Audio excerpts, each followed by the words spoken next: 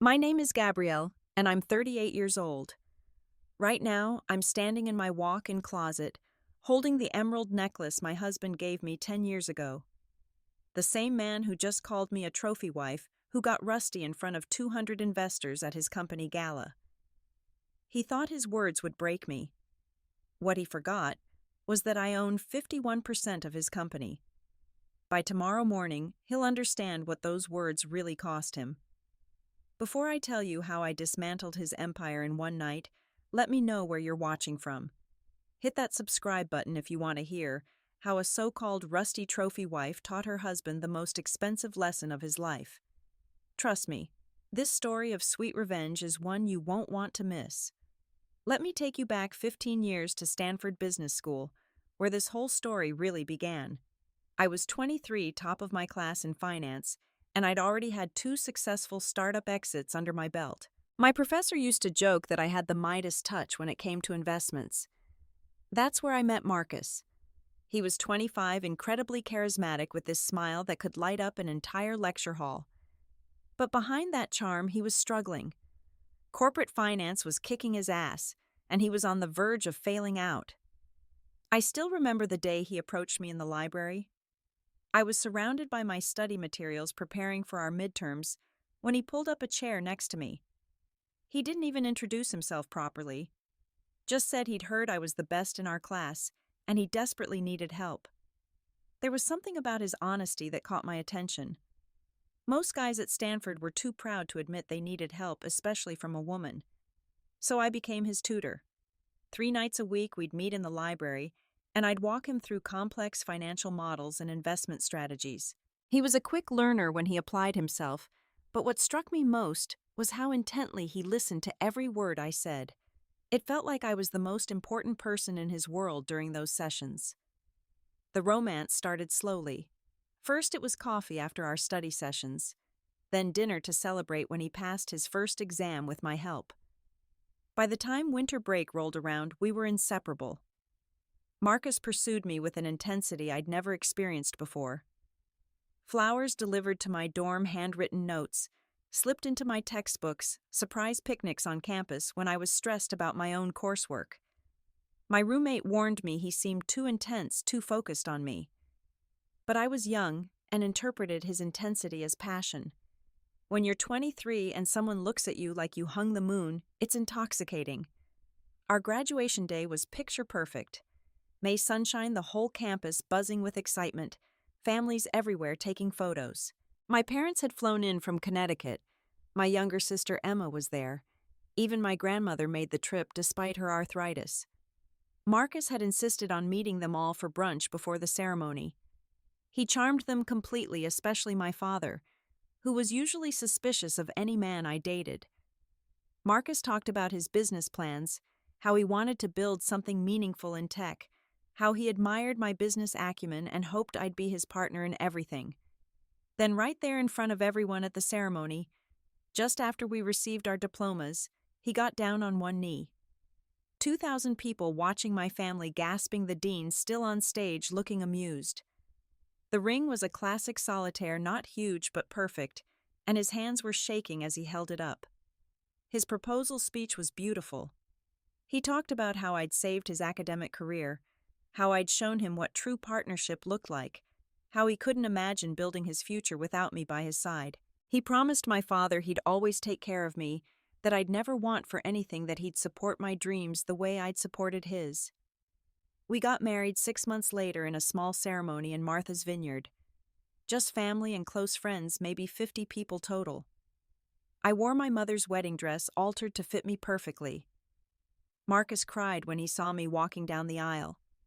His vows included a promise to always see me as his equal partner, to never take my brilliance for granted. Those early years were everything I dreamed of. We moved to San Francisco, rented a small apartment in Pacific Heights. Marcus had this idea for a fintech company that would revolutionize how small businesses handled international transactions. The concept was solid, but he needed capital and connections. That's where I came in.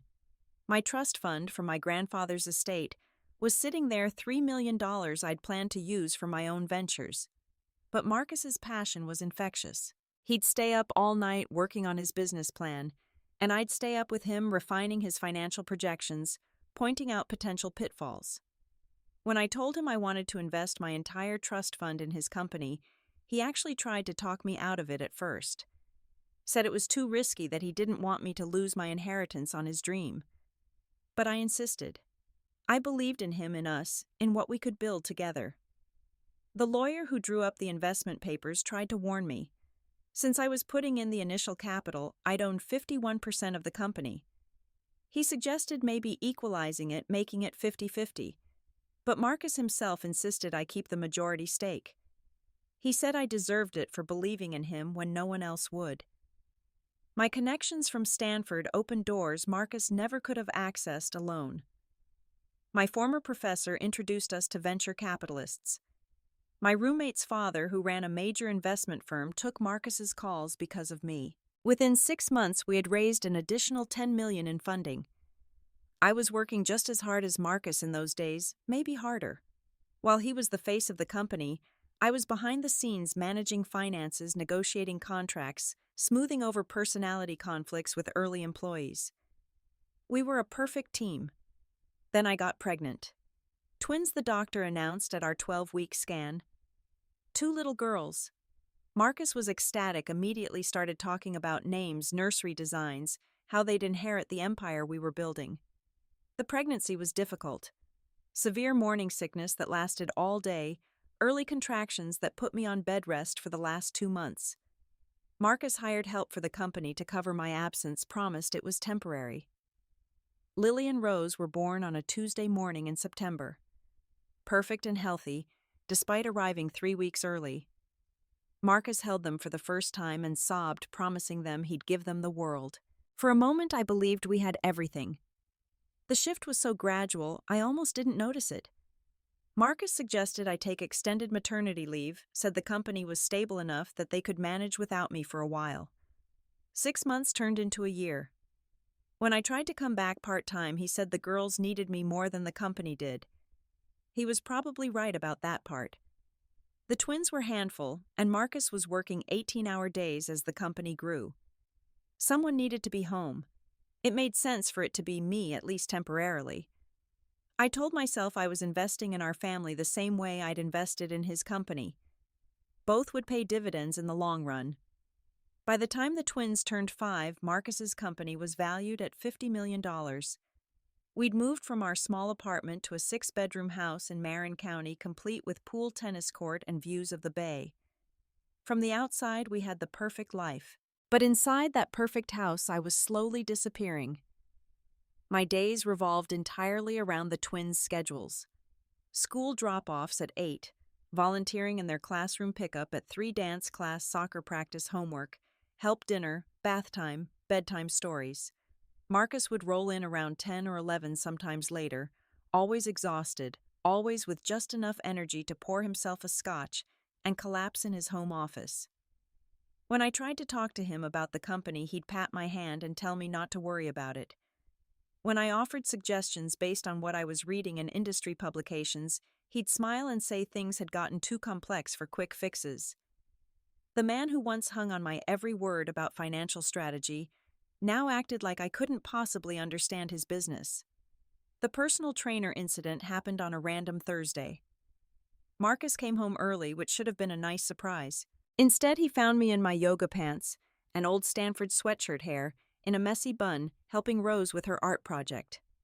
He looked at me for a long moment, then mentioned that his colleague Brad's wife had this amazing personal trainer who'd helped her get back to her pre-baby body. I reminded him that the twins were 5, not 5 months, and my body was fine. He backtracked quickly, said he just wanted me to feel my best, that I deserved to pamper myself. But the seed was planted. I started noticing how his eyes would skim over me without really seeing me, how he'd comment on other women at events, always noting their fitness routines or designer outfits. The country club was where I really started to see the cracks. Marcus had insisted we join Bayview Country Club, said it was important for networking. I'd take the girls to the pool on weekends while he golfed with potential investors. The other wives were polite but distant at first. Then one afternoon, after a few too many poolside margaritas, Jennifer Wallace pulled me aside. Her husband golfed with Marcus regularly. She asked very carefully if everything was all right at home. When I said yes, why, she exchanged glances with the other women and changed the subject. But I saw the pity in their eyes. It was Sarah Chen who finally told me the truth 6 months later. Marcus had been bragging on the golf course about his new assistant, some recent Berkeley grad named Brittany. Apparently she was brilliant, understood the business in ways that surprised him, reminded him of someone he used to know. The men all knew who that someone was. Me, before I'd been relegated to suburban mom status. My mother visited for the twins' 6th birthday party. She watched me running around managing 20 screaming children while Marcus sat in the corner on a conference call. Later, while we were cleaning up, she asked when I'd last done something just for myself. I couldn't answer. She suggested therapy. Just someone to talk to, she said, someone objective who could help me figure out why I seemed so unhappy. When I mentioned it to Marcus that night, he laughed. Actually laughed. Said therapy was for people with real problems, not bored housewives with too much time on their hands. The words stung more than any physical blow could have. I started paying closer attention after that. Little things I'd been ignoring suddenly seemed significant.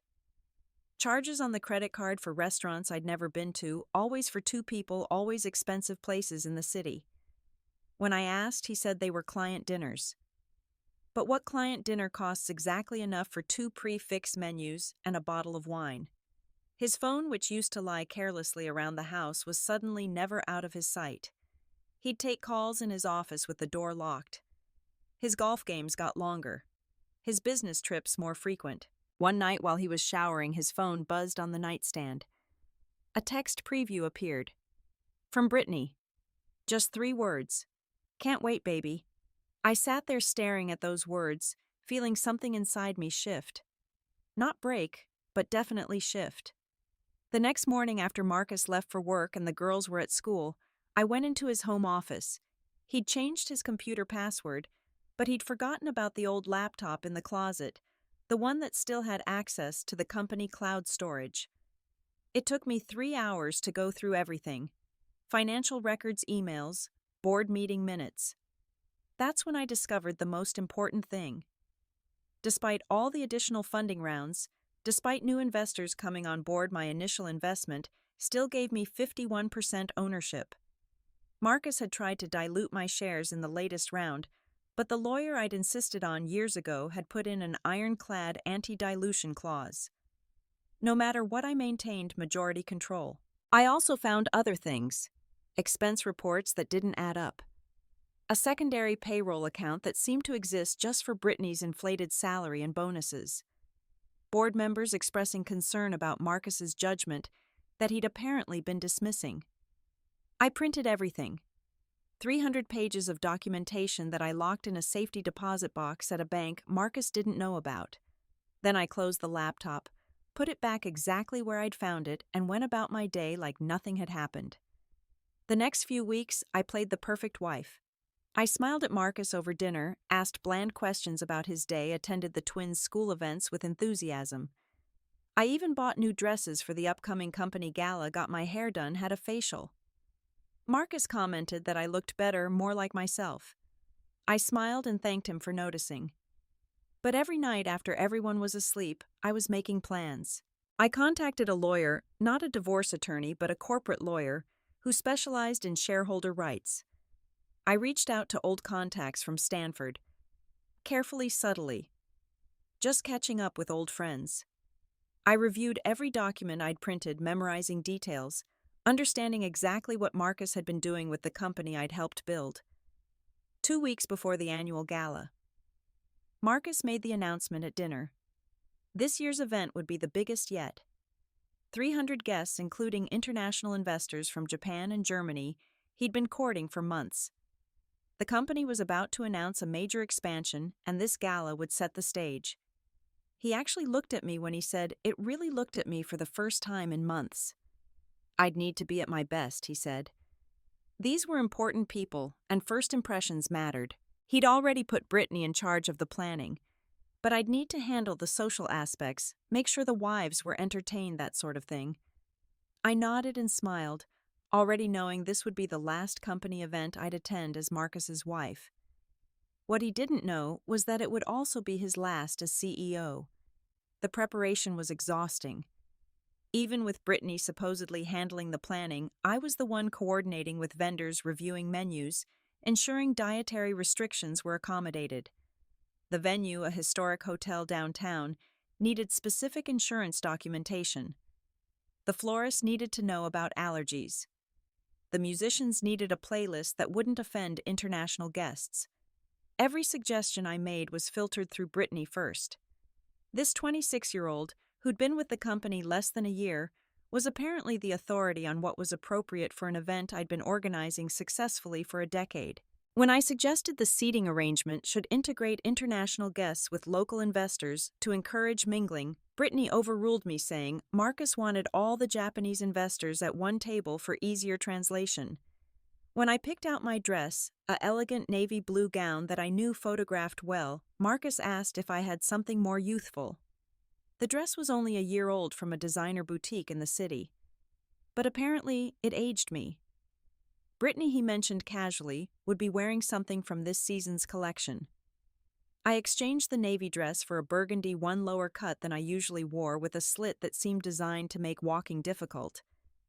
Marcus approved, said I looked like the woman he married. I wanted to ask which woman that was, the brilliant finance major who saved his career, or the trophy he apparently thought he'd purchased with success he'd built on my foundation. The twins could sense the tension. Rose asked why Daddy was always upset with Mommy. Lily wanted to know why we never ate dinner together anymore. I told them Daddy was just stressed about work, that everything would be better after his big party. Children shouldn't have to carry adult problems. 3 days before the gala, I was organizing Marcus's home office while he was at work, something I did periodically to maintain the illusion of domestic dedication. That's when I found the receipt.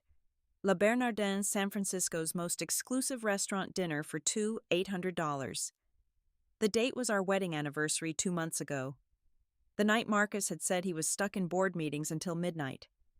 I put the receipt back exactly where I found it and continued organizing, but I also took a photo of it, adding it to my growing digital file of evidence. The morning of the gala, my phone rang at 6 a.m. Catherine Phillips, my best friend from Stanford, who now worked at a venture capital firm. She'd heard through the grapevine that Marcus was shopping around for new investors, trying to raise enough money to buy out existing shareholders, specifically one shareholder, me. She'd also heard something else. Brittany Walsh wasn't just his assistant. She was being groomed for a C-suite position, possibly CFO, my position if I'd stayed with the company.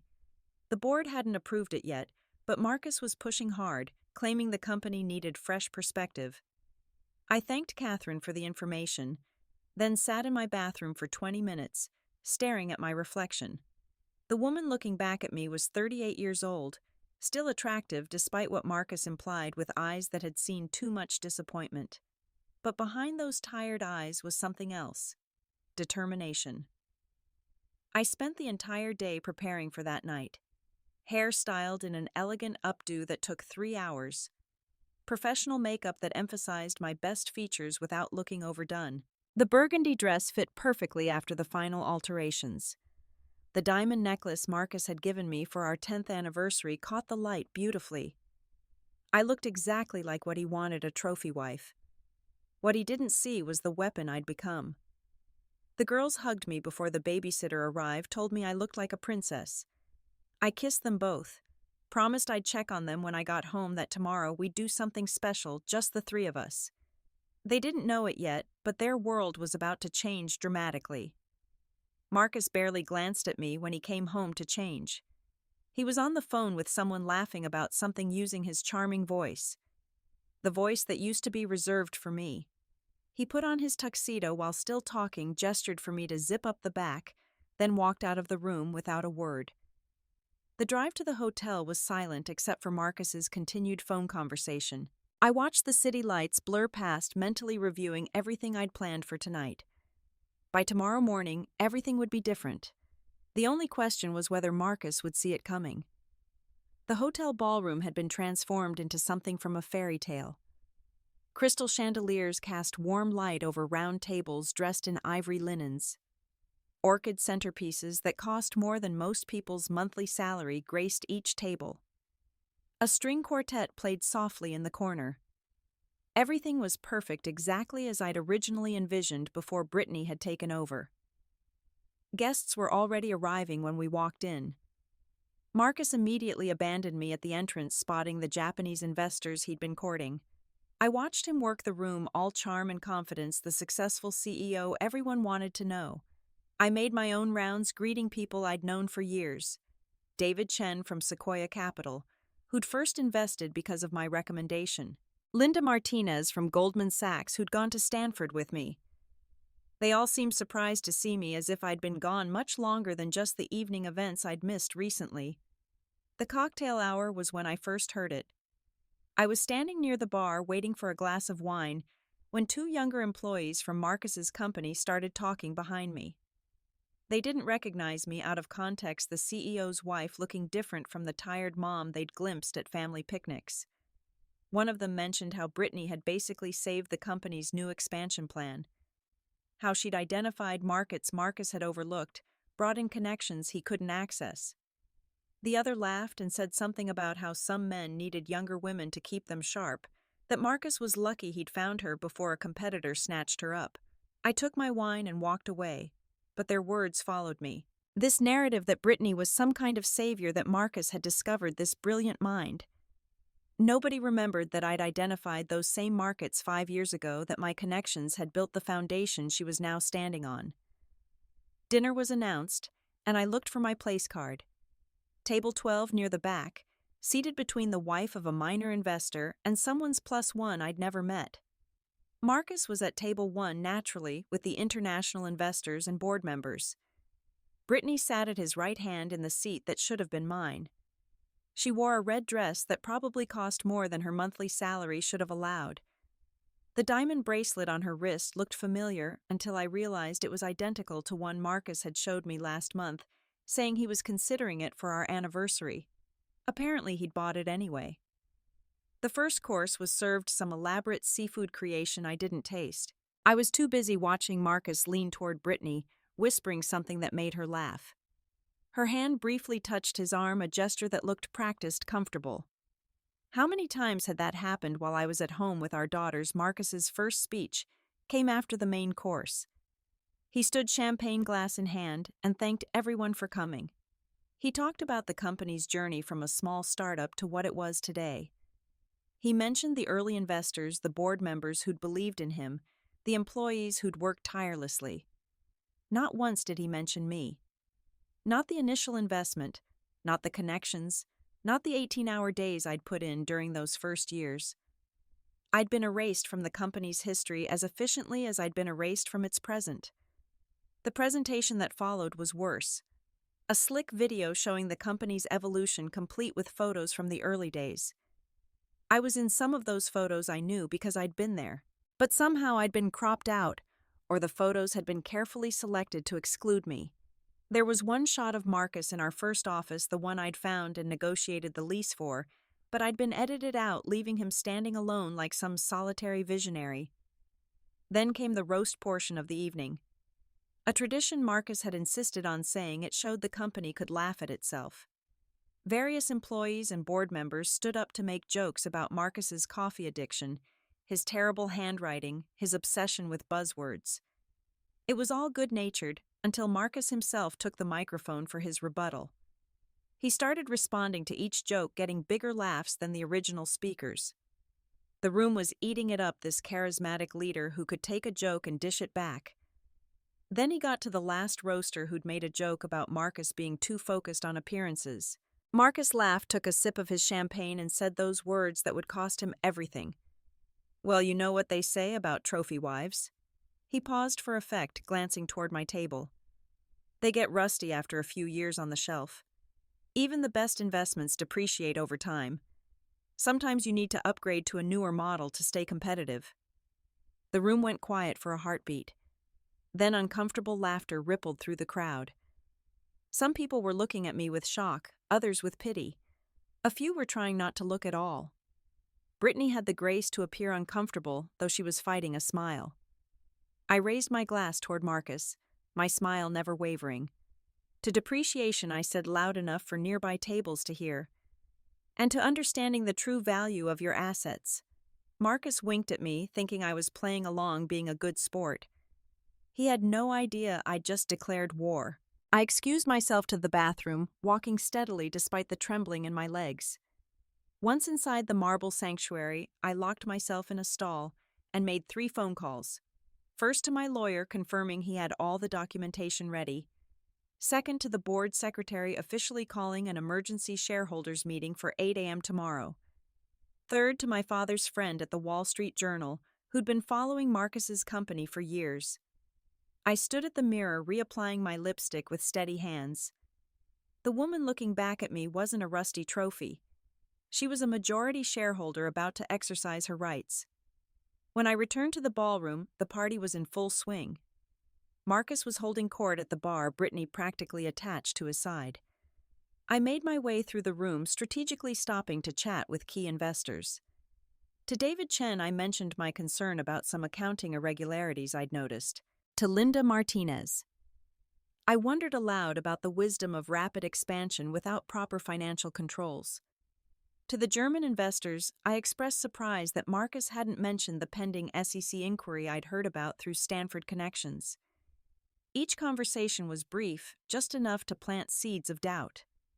These people trusted me, remembered when I was the one they'd called for insights about the company. My words carried weight Marcus had forgotten about.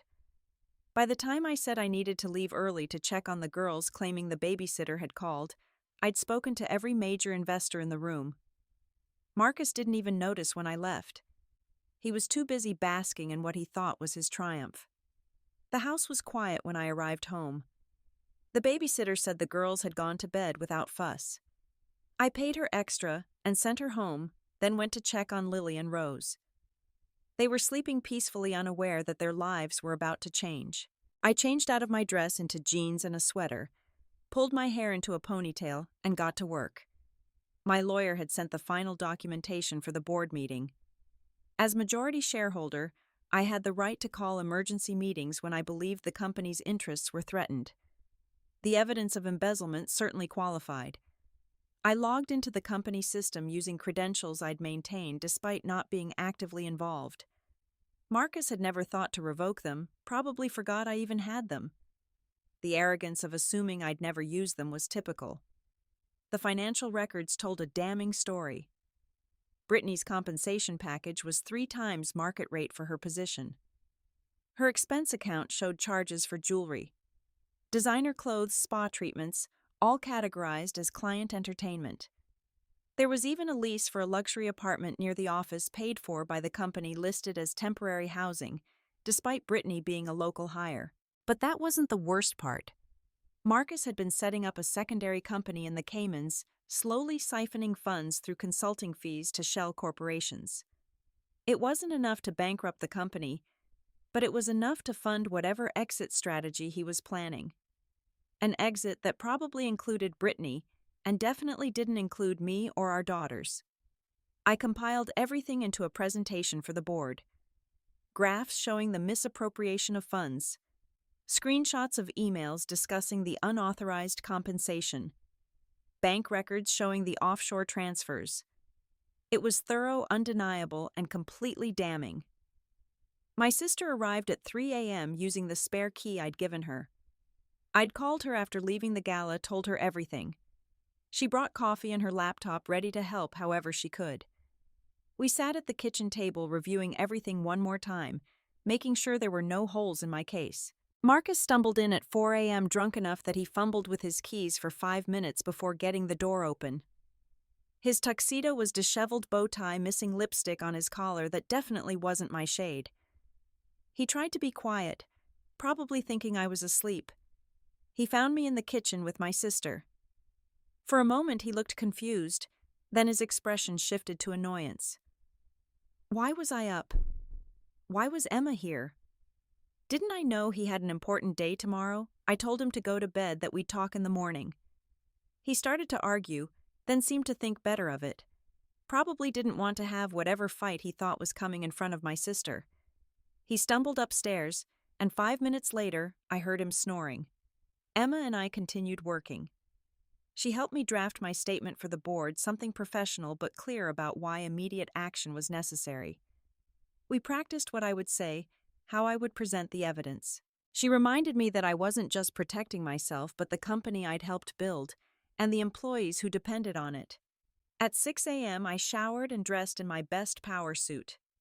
Navy blue, perfectly tailored with the Stanford MBA pin on the lapel. I'd worn it to my first investor meeting 15 years ago. It seemed appropriate to wear it to what might be my last. I left a note for Marcus saying I was at yoga, knowing he'd sleep until at least 10 given how drunk he'd been. The girls would be fine with Emma until I got back. Everything was in place. The drive to the office felt both endless and too quick. The building I'd helped choose in the financial district with views of the bay looked different somehow. Not intimidating, but familiar, like coming home after a long absence. Security didn't recognize me at first. The badge I pulled out was executive level, which confused them since they'd never seen me use it. I told them I was there for an emergency board meeting, and after a few phone calls, they let me through. The boardroom was on the top floor with floor-to-ceiling windows overlooking the city. I'd designed the layout myself years ago, insisting on a round table so no one position seemed more powerful than another. Marcus had wanted traditional hierarchical seating. I'd won that argument back when my opinions mattered. I set up my presentation, arranged copies of the evidence at each seat, and waited. The coffee maker in the corner still made that weird gurgling sound I remembered. The view was still spectacular. For a moment, I felt like I'd never left. At exactly 7 a.m., the first board member arrived. James Morrison, the oldest member who'd known my father in business school. He looked surprised to see me, then concerned when he saw the stack of papers at his seat. I told him to read that others would be arriving soon. By 7:35, of the 7 board members were present, reading through the evidence with increasingly shocked expressions. Linda Martinez kept shaking her head. David Chen was taking notes furiously. Robert Taylor, the company's legal counsel, was on his 3rd reading of the offshore banking documents. Marcus burst in at 7:45, still in yesterday's clothes, having obviously gotten my message about the emergency meeting. He'd sobered up enough to be angry rather than confused. What the hell was this about? Why hadn't he been informed? Who authorized this meeting? I stood up, straightening my jacket. As majority shareholder with 51% ownership, I called this meeting to address urgent concerns about corporate malfeasance and breach of fiduciary duty. The room went silent. Marcus's face cycled through confusion, disbelief, and finally rage. I didn't have 51%. The recent funding rounds had diluted my shares. I was nobody in this company. Robert Taylor cleared his throat. Actually, Marcus, according to the corporate documents, Gabrielle's anti-dilution clause means she maintains her majority position regardless of additional funding. It's all here in the original incorporation papers. You signed them yourself. Marcus sank into a chair, finally understanding what was happening. He tried to rally, claiming the documents were fake, that I was bitter about personal issues, and trying to destroy the company out of spite. But the evidence was overwhelming. I presented everything methodically. The inflated compensation for Brittany, the personal expenses charged to the company, the offshore accounts, the pattern of deception that put the company at risk of SEC investigation and shareholder lawsuits. When I finished, the board was silent for a full minute. Then James Morrison spoke. This was grounds for immediate termination. The damage to the company's reputation, if this became public, would be catastrophic. They needed to act swiftly to protect shareholder value. The vote was called. Remove Marcus as CEO effective immediately. One by one, each board member voted yes. Even Thomas Wade, Marcus's golf buddy, couldn't defend him against this evidence. Marcus stood up, his chair scraping against the floor. You're destroying our family over nothing. A few bad decisions, some aggressive accounting. This is what success looks like. You wouldn't understand because you've been sitting at home playing housewife while I built an empire. I met his eyes steadily. I built the foundation of this empire with my money, my connections, my expertise. You just forgot who laid the first brick. And I haven't been playing housewife. I've been raising our daughters while you played CEO with your assistant. Brittany chose that moment to arrive, probably called by Marcus when he got my message. She walked in wearing the same red dress from last night, clearly having not gone home. Security was right behind her, having been alerted that her keycard was now deactivated. The scene that followed was almost pathetic. Marcus trying to explain Brittany realizing her meal ticket was being revoked, both of them being escorted out by security. Marcus's personal items would be sent to him. His company laptop and phone were to be surrendered immediately. As they were leaving, Marcus turned back to me. "What about the girls? What am I supposed to tell them? Tell them the truth," I said. "That their mother is done being rusty." The Wall Street Journal reporter called Marcus's cell as he was being escorted out. I could hear Marcus's panicked voice trying to deny everything, then refusing to comment. By market open, the story would be everywhere. The board meeting continued without Marcus. They offered me the interim CEO position given my knowledge of the company and the need for stability. I declined, but agreed to take an active role as chairman of the board. I recommended our current COO, someone I'd hired years ago, for the CEO position. We discussed damage control legal strategies, how to protect the employees and legitimate shareholders from the fallout of Marcus's actions. It felt good to be using my brain for something more complex than scheduling pediatrician appointments. By noon, I was walking through the office I'd helped design. Employees were whispering, some looking at me with curiosity, others with something like respect. The women especially seemed to stand a little straighter as I passed. One young analyst stopped me near the elevator. She'd been at the gala last night, heard what Marcus had said. She wanted me to know that seeing me here today taking control meant something to her. It reminded her that disrespect didn't have to be tolerated, that women could fight back. I thanked her, then continued to what used to be Marcus's office. His things were already being boxed up. The photo of our wedding that used to sit on his desk was nowhere to be found. But in the bottom drawer, I found something else. The business plan I'd written 15 years ago, the one that started everything. He'd kept it all this time. 6 months have passed since that morning in the boardroom. The divorce was finalized last month, with me keeping the house, primary custody of the girls, and most of our assets. Marcus didn't have much bargaining power once the criminal investigation into the embezzlement started. He's working at a small fintech startup now in a non-executive role. His reputation in Silicon Valley is destroyed. Nobody wants to hire a CEO who stole from his own company and publicly humiliated his biggest investor, who happened to be his wife. Brittany disappeared after the fraud investigation turned toward her. Last I heard, she was working as a real estate agent in Los Angeles. The jewelry and apartment were recovered as company property. She was lucky to avoid criminal charges. The company is thriving under new leadership. Stock prices have risen 30% since the leadership change.